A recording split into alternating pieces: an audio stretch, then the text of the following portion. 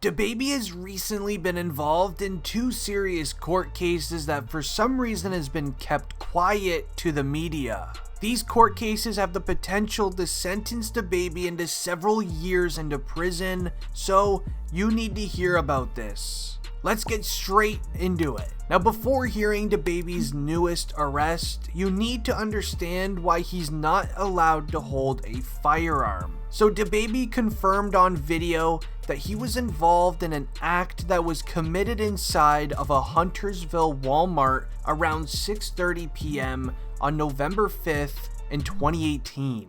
On that day, DaBaby was shopping inside of Walmart with his baby mama and his two children, ages 1 and 5 at the time. So while shopping, an individual came inside of the Walmart with a firearm, and he was causing a major scene that definitely could have resulted in something very terrible. It was rumored that this individual was off some sort of narcotics, and he was flashing around his firearm, and right before things got very ugly, that's when DaBaby ended up pulling out of one of the aisles, pulls out his firearm, and uses it towards the individual, and he ended up dealing with the situation before his own family or any innocent shoppers got affected. Now, DaBaby spoke about the situation, even though his lawyers told him to keep silent and not to mention anything about it. DaBaby mentioned that he's not going to let anyone get the chance to touch his family, which is something that I really respect him for. Now, obviously, DaBaby is a hero in this situation. At the time, he did not have a firearm license, which means he was holding it illegally. I know it's pretty strange how he saved a ton of innocent lives, but he still got in some pretty big trouble for this. It doesn't mean that he's off the hook for holding a firearm illegally, and this is what leads us into his most recent arrest and why DaBaby has the potential of facing time in prison. Now fast forward onto January 7th of last year.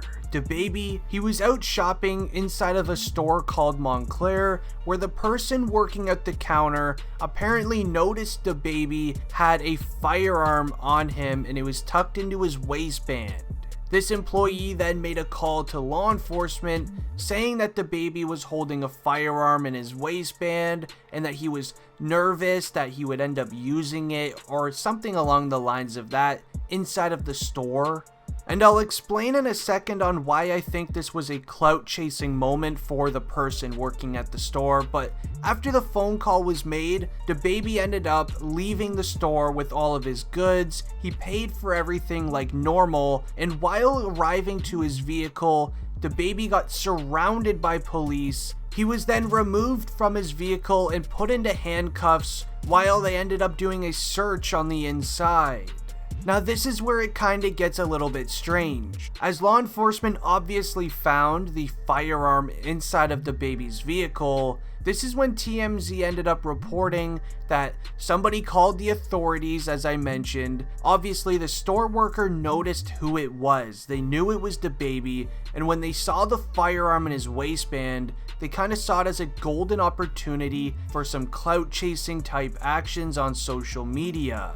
So this is where the store worker ends up leaving the Montclair store to take their 15-minute break. While doing so, this store employee ends up pulling out his cell phone and records the entire arrest that's going on in the middle of the street. He obviously then ends up posting it online. It goes viral and everything in that nature. Funny enough, the photo you see here of him getting arrested is actually from the employee's video recording of DaBaby getting arrested.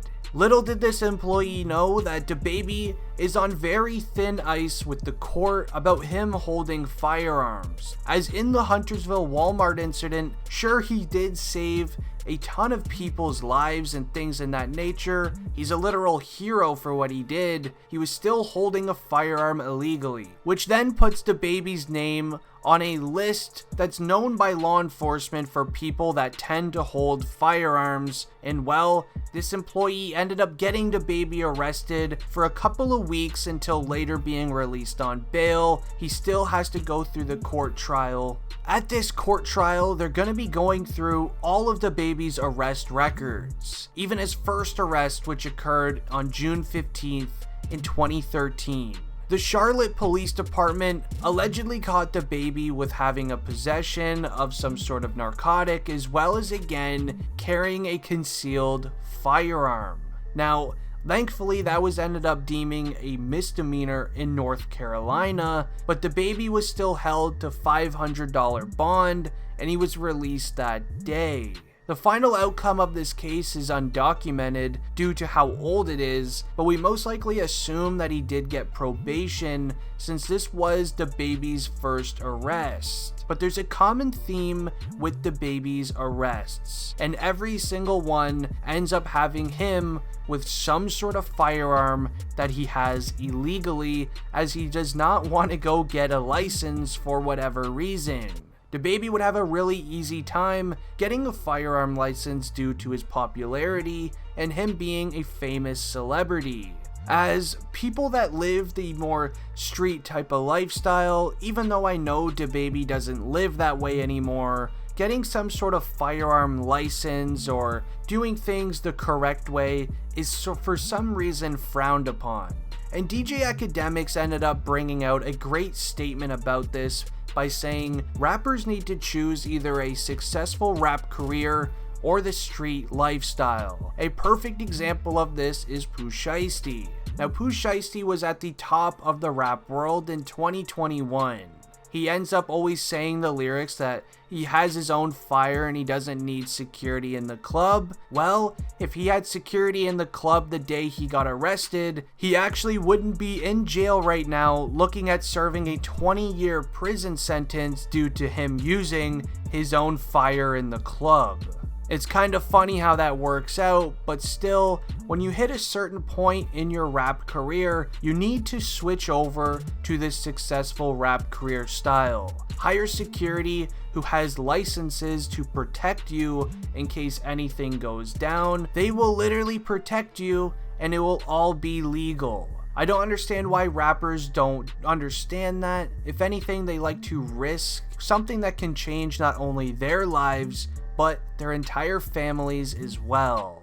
Academics also brought up another valid point to where when you hit a certain level of fame as well as financial freedom, why do you still care what the people back home think about you? The people that are out risking their lives every day doing crimes and things like that, while you can bring your entire family out of the hood or wherever you live and bring them to safety for the rest of their lives. I'm not totally sure, but if you have any idea, let me know down below in the comments, and if you're new to the channel, make sure you hit the subscribe button. Anyways guys, this has been District Trending, and I am ending the video here.